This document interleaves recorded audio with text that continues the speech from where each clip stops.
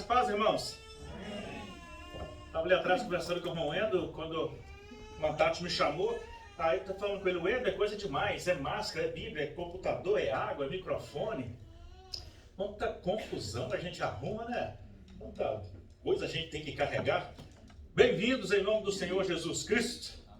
É bom estar de volta na casa do nosso Deus. Hoje é domingo, hoje é oficialmente o dia do Senhor, né? O dia que nós separamos para louvar a Deus, para estar na casa dele, é o dia consagrado ao Senhor, é o dia de estar na presença dele. Eu quero dar os parabéns para você que conseguiu chegar até aqui.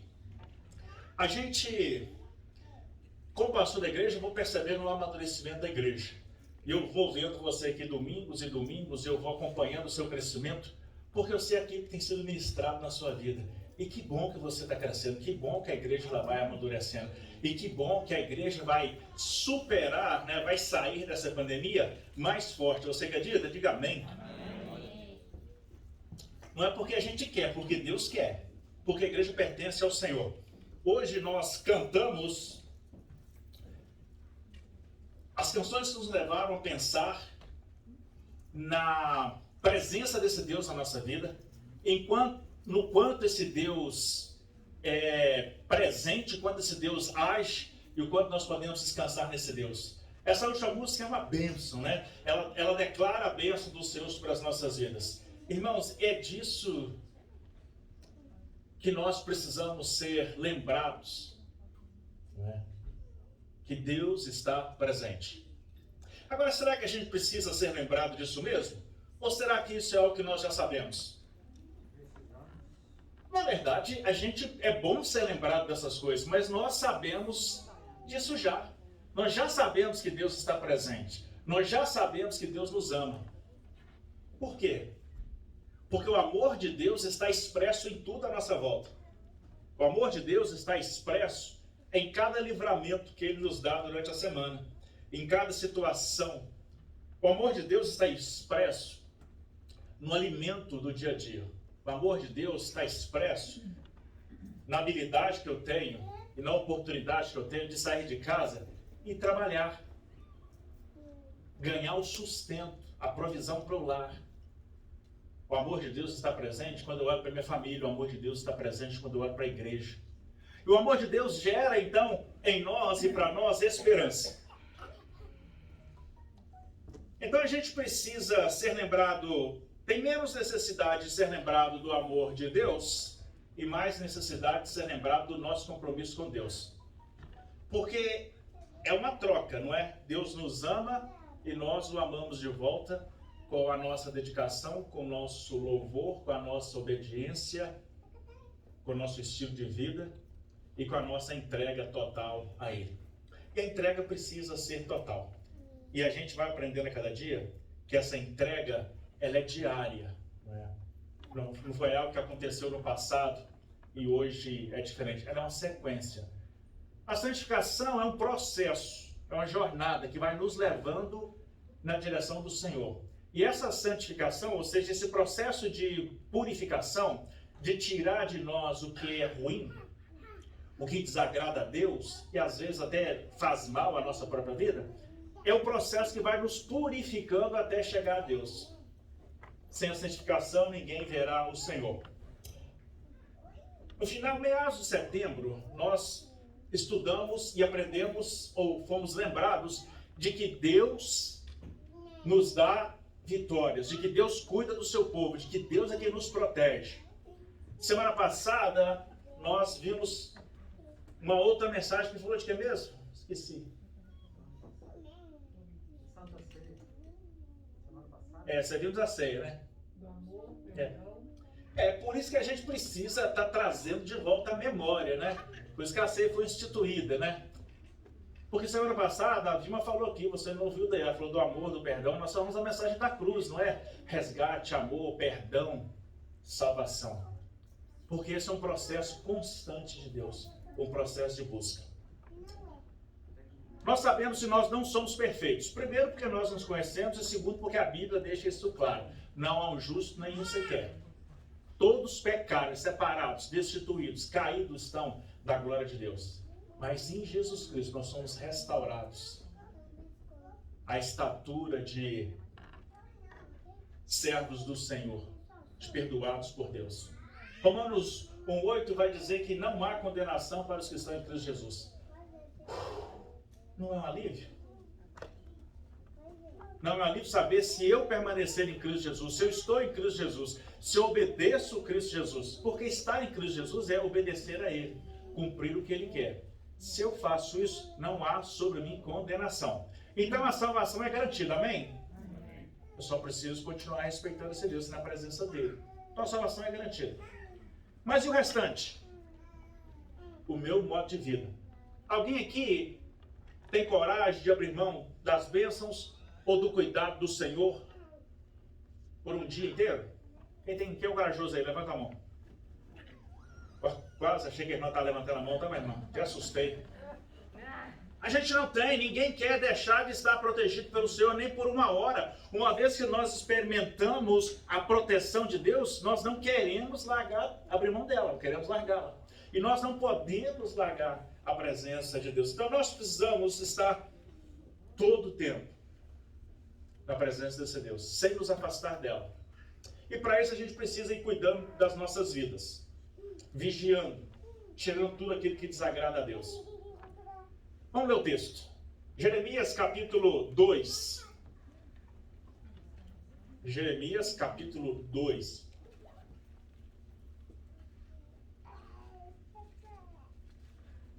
Nós vamos ler alguns versículos.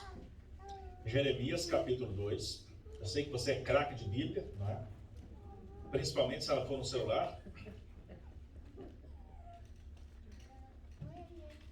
Jeremias capítulo 2. Nós vamos ler versículos de 1 a 5, depois o 9, depois o 13 e depois o 19. Aliás, nós vamos ler de 9 a 13. Eu vou usar a nova versão transformadora. É a versão que eu tenho usado para pregar aqui na igreja ultimamente, não é? O Senhor me deu outra mensagem. Vá e proclame esta mensagem para Jerusalém. Assim diz o Senhor: lembro-me de como você desejava me agradar quando era uma jovem noiva, muito tempo atrás. Você me amava e me seguia até mesmo no deserto.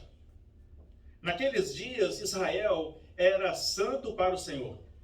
Era como os primeiros frutos de sua colheita. Todos os que faziam mal ao seu povo eram declarados culpados, e sobre eles vinha calamidade. Eu, o Senhor, falei. Ouçam a palavra do Senhor, descendentes de Jacó e todas as famílias de Israel. Assim diz o Senhor: que defeito seus antepassados encontraram em mim para que se afastassem tanto? Foram atrás de ídolos inúteis, eles próprios se tornaram inúteis. Versículo então de 9 a 13. Portanto, apresentarei a minha acusação contra vocês, diz o Senhor. Também apresentarei acusações contra os seus descendentes. Vão para a terra de Chipre, no oeste, e vejam. Vão para a terra de Quedar, no leste, e prestem atenção. Alguém já ouviu falar de algo parecido? Alguma vez uma nação trocou seus deuses por outros, mesmo que não sejam deuses de verdade? O meu povo, no entanto, trocou seu Deus glorioso por ídolos inúteis. Os céus se espantam diante disso e ficam horrorizados e abalados, diz o Senhor. Pois o meu povo cometeu duas maldades. Abandonaram a minha fonte de água viva e cavaram cisternas rachadas ou rotas que não podem reter água. Por fim, o versículo 19 diz assim: sua maldade trará seu próprio castigo. Será envergonhado por ter se afastado de mim. E verá como é mau e amargo abandonar o Senhor, seu Deus, e não temer. Eu, o soberano dos exércitos, falei. Vamos orar. Pai Santo, nós damos graças ao Senhor pelo teu amor, a tua bondade, o teu cuidado, porque as suas promessas se cumprem nas nossas vidas e as tuas promessas não mentem, elas não falham. Que haja em nós uma consciência, que haja em nós um entender profundo e permanente de que a obediência ao Senhor vai produzir para nós a paz que nós tanto buscamos. Dirija-nos em todos os dias das nossas vidas e conduza-nos. Prepara agora a nossa mente e coração para que cada um possa receber do Senhor aquilo que cada um precisa para o seu crescimento, o fortalecimento da sua fé. Que o Teu Espírito Santo nos conduza nessa meditação, ó Pai, no nome do Senhor Jesus Cristo. Amém.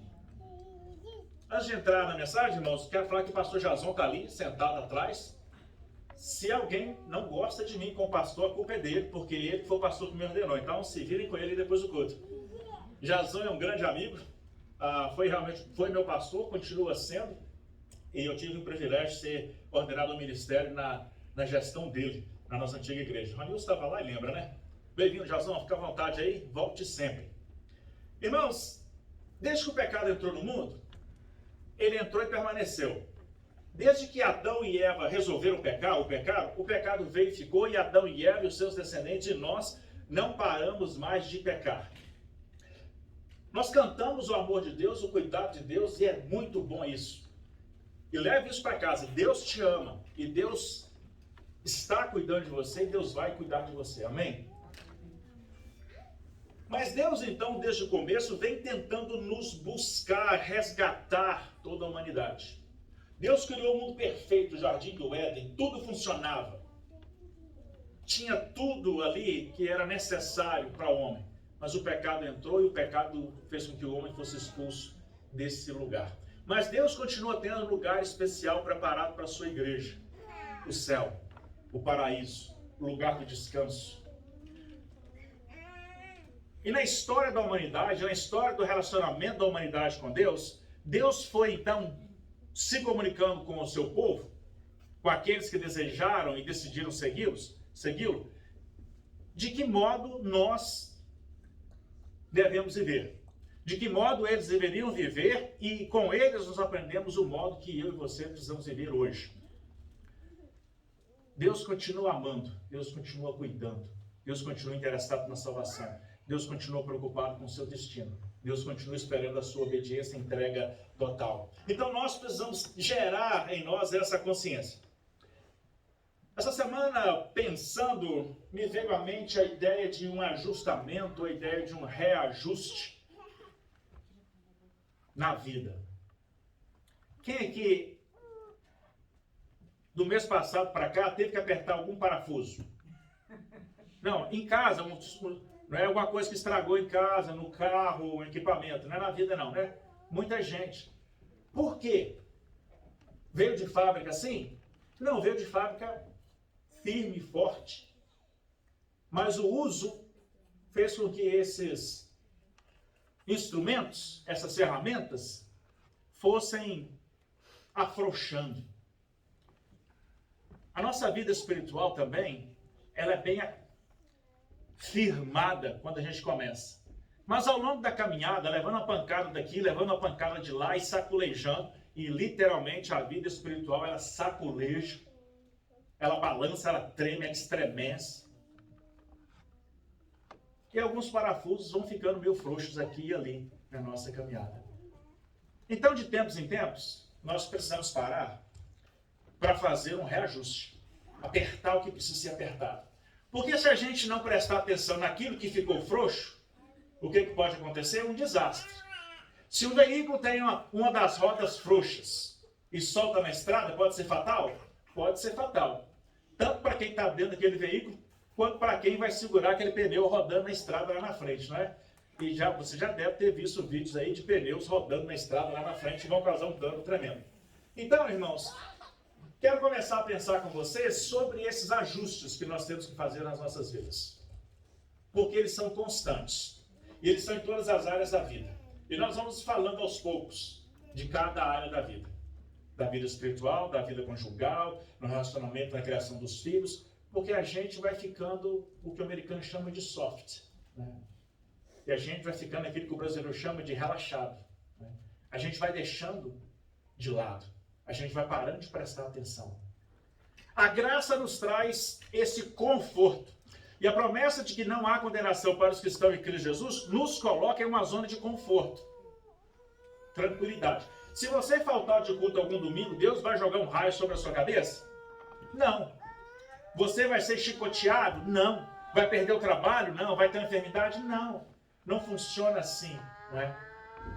Não estou te incentivando a faltar de culto, não. Você venha todo culto, porque senão Deus não faz nada, mas o pastor é diferente, né? Deus ama. E esse amor nos coloca numa posição meio que confortáveis demais. Estar confortáveis demais é perigoso.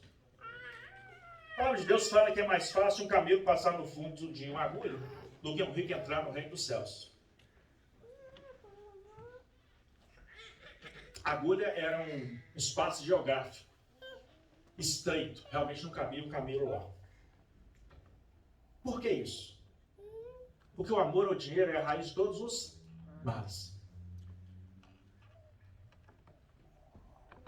E às vezes, as nossas conquistas aqui, sejam elas profissionais, financeiras ou qualquer outra área, vão nos gerando um certo conforto, é uma certa segurança, o que é muito perigoso.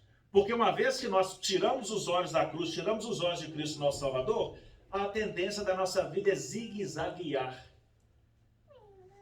Ao invés de seguir uma linha reta, olhando para Cristo. Então nós precisamos fazer esses pequenos ajustes. No tempo que o profeta Jeremias profetizou, o povo estava experimentando um esfriamento.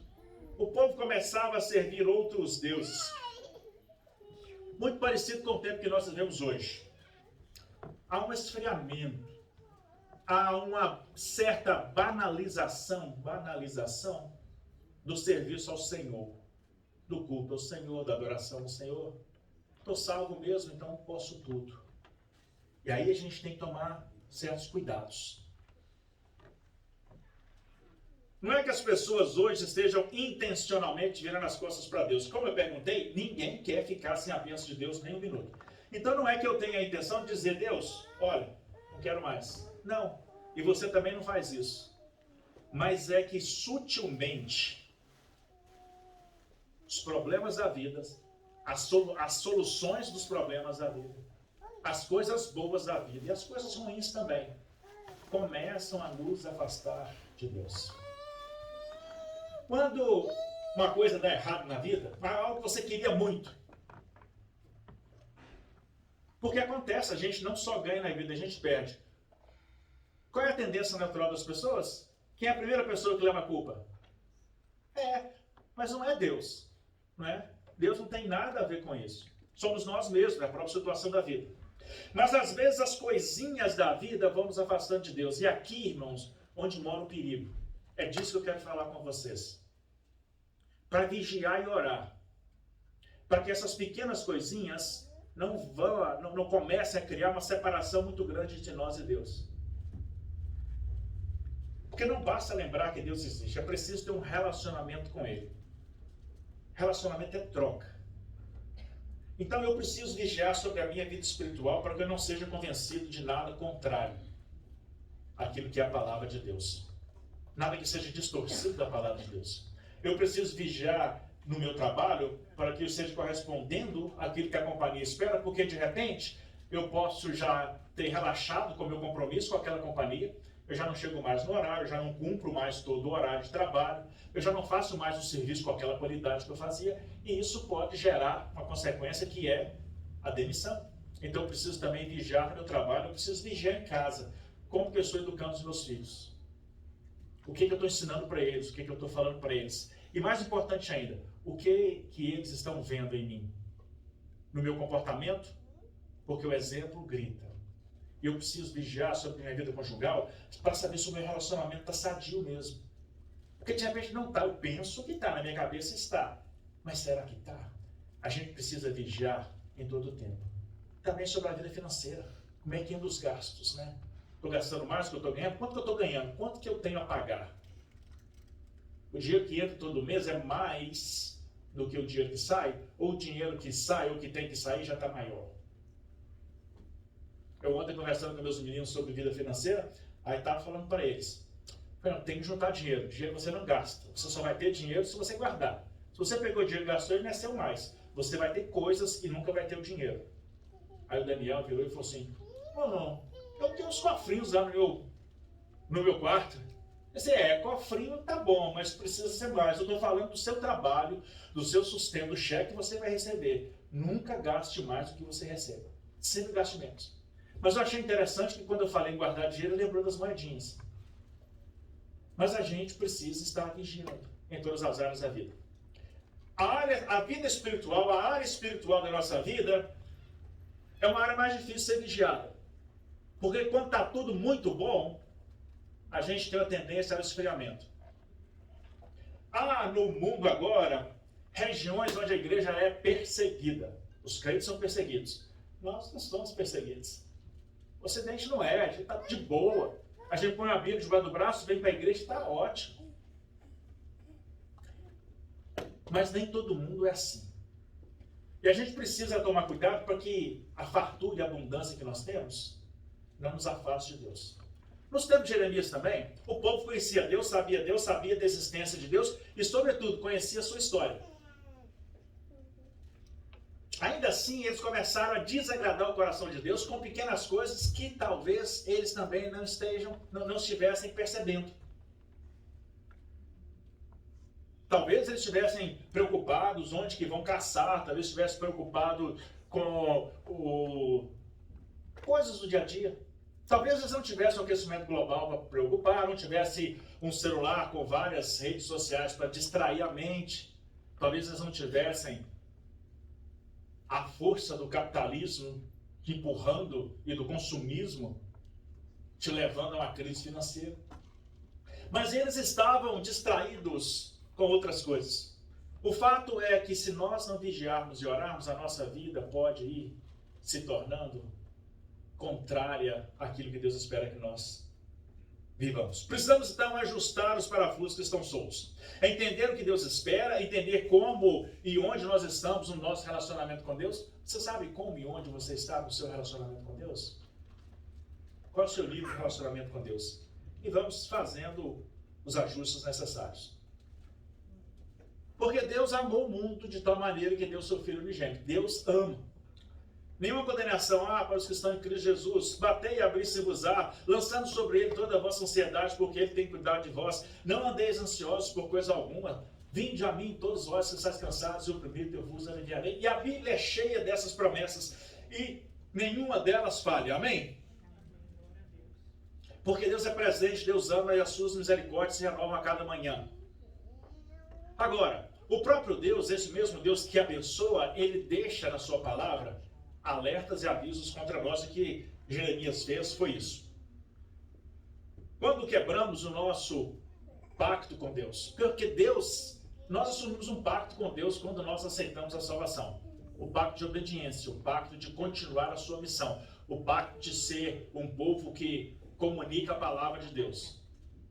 Porque era isso que os discípulos fizeram, comunicaram a palavra de Deus. É isso que eu e você precisamos fazer, comunicar a palavra de Deus. Quando nós quebramos o nosso pacto com Deus, Deus se decepciona conosco. O que vocês acham que as Escrituras querem dizer quando afirma que o Espírito colocado em vós tem ciúmes? Deus não gosta de ser trocado. Eu não vou adorar outro Deus, porque a minha Bíblia ensina isso, eu já sei disso. Mas eu vou criando deuses que podem ser o meu trabalho, o meu dinheiro, a minha família, o meu status social, a empresa que eu tenho. Outras coisas podem tomar o lugar de Deus na nossa vida e é idolatria do mesmo jeito. Não é que você vai chegar diante lá da imagem, vai ajoelhar, vai adorar aquela imagem específica, ou a imagem que você quer criar, o bezerro que você queira criar, representando o que você queira que ele represente, mas nós estamos colocando. E a gente precisa tomar cuidado com isso. Logo no início do texto, a gente vai vendo que Deus reclama da mudança que houve na vida do povo. Vocês eram como uma noiva quando jovem, e agora mudou. Vocês mudaram. E a gente começa a ver a caminhada, e ao longo da caminhada a gente vai ficando um pouco balançado, e a gente vai se distraindo, e a gente vai se dispersando daquilo que Deus tem para nós, aquilo que espera para nós. A gente vai perdendo o primeiro amor, a gente vai deixando de obedecer a Deus. E Deus segue reclamando e vai dizer que o meu povo me trocou. Trocou a mim, que sou um Deus glorioso. Esse povo, Deus abriu um caminho no meio do mar para livrar eles de quem os estava perseguindo para matar. Quantos caminhos no meio do mar Deus tem aberto na sua vida? Consegue mensurar? Consegue ver, perceber e sentir? Você vê Deus abrindo portas na sua vida? Você vê Deus te livrando de problemas e cuidando de você? Os problemas sempre vão existir, irmãos. Mas quando Deus está presente conosco, é diferente. E quantas vezes o Senhor nos livra da morte? Então a gente precisa sempre lembrar de que Deus é um Deus presente e que em troca dessa presença de Deus e desse presente de Deus, eu preciso corresponder a esse amor. Por gratidão, não por obrigação, por amar a Deus. Quando a gente quebra o nosso pacto com Deus, Ele fica decepcionado conosco e Deus se coloca contra nós. Alguém tem vontade de ter Deus contra você? Deus me livre, né, de ter Deus contra mim. Porque eu sou dependente dele em tudo. E quem de nós quer irritar esse Deus, provocar esse Deus? Nós queremos o amor desse Deus e nós precisamos amá-lo de volta. Deus odeia a soberba. Então nós precisamos nos humilhar debaixo da potente mão de Deus. Que Ele cresça, que eu diminua. Eu preciso negar a mim mesmo, Jesus Cristo disse, e servir a Deus. E assim que a gente vai aprendendo aos poucos a cada dia, como lidar e conviver com esse Deus. Deus se colocou contra aquele povo. E se você continuar lendo a história, a gente vai lembrar o que aconteceu. O povo continuou com o coração endurecido. O povo foi levado cativo de novo. O povo foi levado preso de novo. E teve que servir em outro país. Teve que ficar. E depois levou muitos anos para reconstruir Jerusalém. Levou muitos anos para fugir daquele cativeiro. Levou tanto tempo que muita gente nem quis voltar para casa. Preferiu ficar lá no cativeiro. Mas o povo foi dizimado. A gente olha para Israel hoje e vê que Israel é uma nação forte. Pequena, num lugar exprimido, cheio de inimigo em volta, mas é uma nação próspera. Isso é promessa de Deus. Deus fez essa promessa para Abraão. Quantos anos atrás? E a gente vê isso se cumprindo hoje. E nós vemos aqui que Deus, a ameaça de Deus, se o povo não mudasse de atitude, era as consequências de um cativeiro. Um outro povo iria dominá-los. Isso aconteceu, mas ainda assim, quando você segue lendo o que Jeremias escreveu, há uma promessa de reconciliação. Há uma promessa de juntar o povo de novo. Porque Deus, Ele odeia o pecado, mas Ele ama o pecador. Então, Deus não gosta do nosso pecado, mas Deus nos ama e se preocupa conosco. Deus é um Pai que está de braços abertos. Mas é um Pai que espera que eu erre menos e menos. Seguir crescendo, seguir na santificação, aprendendo de Deus, orando mais a Deus e aprendendo a agradecer a Deus também, faz parte desse processo que nos aproxima de Deus. Todo dia nós somos provados e tentados com tanta coisa. Mas a gente precisa trazer a presença de Deus para tudo na nossa vida. E essas fraquezas, elas vão se dissipando, elas vão sumindo. Então a gente entende que Deus castiga o povo. Foi o que aconteceu com o povo de Israel. Deus é amor, Deus é Pai, Deus cuida, nós cantamos as promessas dele aqui e é ótimo. E nós precisamos lembrar dessas promessas de Deus. Por isso eu quis citar alguns versículos no começo da mensagem. Para que eu e você pudéssemos ter em mente, no nosso coração, o tamanho do amor de Deus. É que apesar de Deus ser um Pai que exige, Ele é um Pai que ama. E é um Pai que traz recompensas para as nossas vidas e vale a pena obedecê-lo. Então Deus ama, mas Deus, se você ler de novo o que está escrito no versículo 19, sua maldade trará o seu próprio castigo. Será envergonhado por ter se afastado de mim e verá como é mau e amargo abandonar o Senhor. Eu, soberano Senhor, falei. Há pessoas que abusam da graça de Cristo. Há muita gente que não leva Deus a sério. E nós precisamos ser vigilantes para não cair nessa armadilha. De não levar Deus a sério, não levar Deus a sério do quanto Ele quer ser levado a sério. De não obedecer a Deus. Nós somos dependentes dos favores de Deus para a nossa vida. Nós dependemos da ajuda de Deus todos os dias. Nós precisamos desse Deus nos dando direção. Eu não quero viver a minha vida nem um minuto sem a presença de Deus, porque é ela que me mantém de pé, é ela que me conduz, é ela que me livra de problemas, é ela que me traz respostas. É a presença de Deus, é o uso constante da Bíblia, da palavra de Deus, é a oração constante que vai me manter no caminho certo, porque não há diferença entre eu e você, nós somos a mesma coisa, sofremos as mesmas provocações e tentações, só que nós precisamos buscar forças nesse Deus para sempre dizer não e sempre crescer na comunhão com esse povo. Hebreus 12:6 vai dizer que o Senhor ama e o Senhor açoita qualquer que recebe como filho. Deus é amor, Deus é livramento, Deus é salvação. E todo esse amor está à minha disposição e à sua disposição. Tudo que nós precisamos é nos submeter à vontade de Deus, é obedecer a Deus. Obedecer é mais fácil. Que nós possamos, irmãos, ir olhando para a nossa vida espiritual com o propósito de descobrir onde há falhas, com o propósito de ver onde nós estamos errando, para que a gente possa ir lá e corrigir os erros e parar de errar, para que nós possamos agradar o coração de Deus. Vale a pena agradar o coração de Deus. Vale a pena servir a esse Deus com alegria. Vale a pena obedecer. Praticar aquilo que Ele mandou. Não resista ao Espírito, mas entregue-se ao Senhor. Amém? Que Ele possa te abençoar e possa te ajudar nessa caminhada. Vamos orar? Pai Santo, em nome do Senhor Jesus Cristo, eu quero apresentar a igreja ao Senhor. E esses desafios que nós temos, de crescer na comunhão com o Senhor, de crescer na intimidade com o Senhor, de estarmos próximos do Senhor, de estarmos aprendendo do Senhor.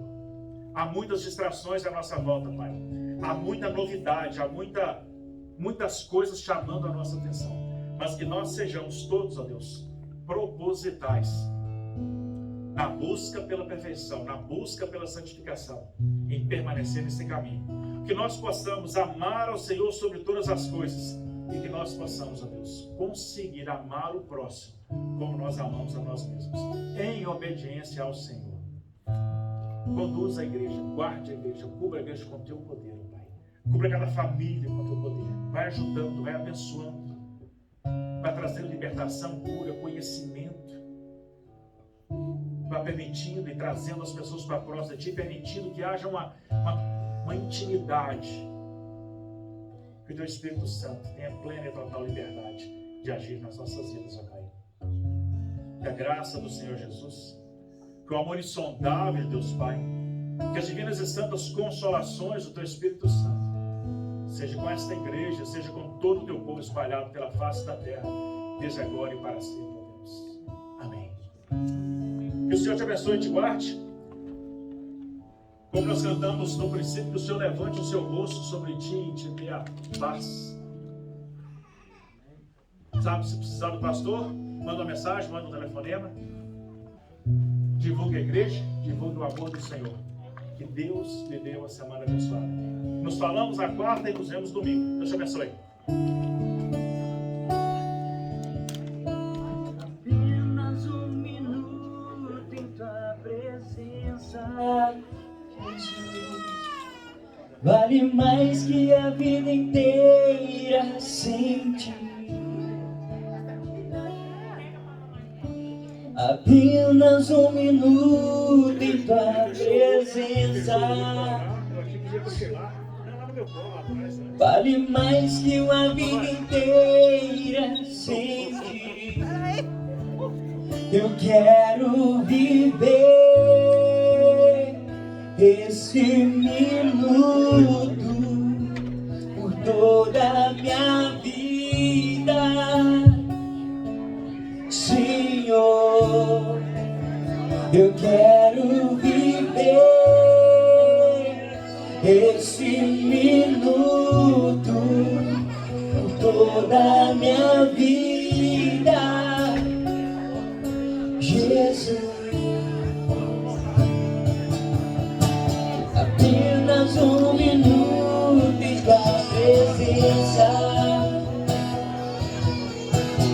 mais que uma vida inteira sem ti. Apenas um minuto em tua presença vale mais que uma vida inteira sem ti. Eu quero viver esse minuto com toda a minha vida. Eu quero viver esse minuto com toda a minha vida. Senhor,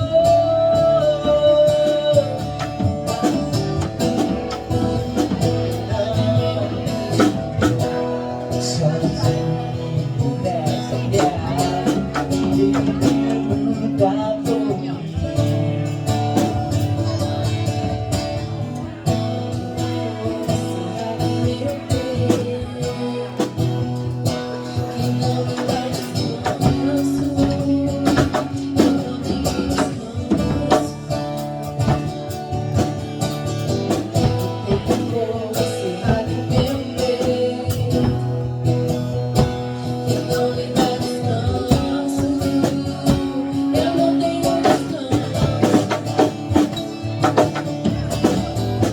Deixa queimar, deixa queimar, deixa queimar, deixa queimar, deixa queimar, deixa queimar, deixa queimar, deixa queimar, deixa queimar, deixa queimar, deixa queimar, deixa queimar.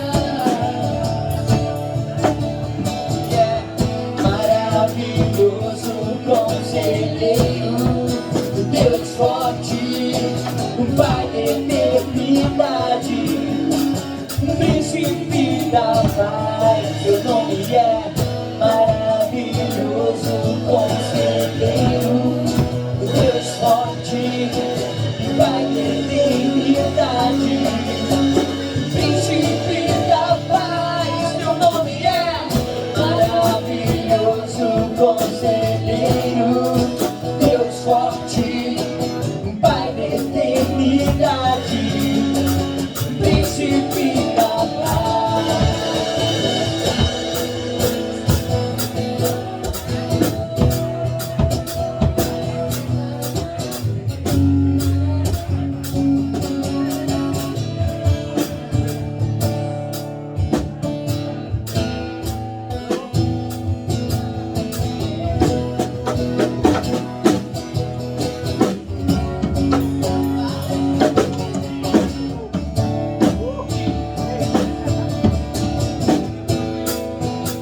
Por ti eu vou amar,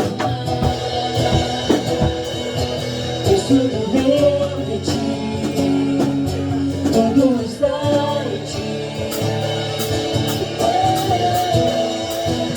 Por ti eu vou caminhar, tu és a